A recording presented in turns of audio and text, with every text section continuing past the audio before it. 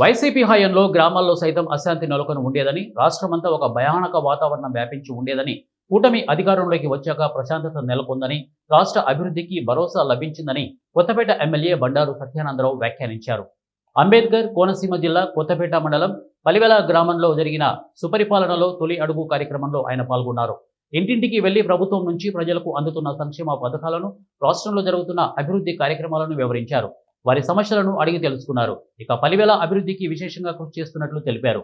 ఈ సందర్భంగా పలువురు లబ్ధిదారులు ఎమ్మెల్యే బండారు వద్ద కూటమి ప్రభుత్వ పాలనపై సంతృప్తి వ్యక్తం చేశారు. అయితే చెప్పారో ఆ రోజు మీ మహిళలు కాలికే చేస్తామని అన్నీ జరుగుతాయమ్మా. మీ రోడ్ అంతా మెయిన్లో రోడ్డు బాగు చేశారు కదా.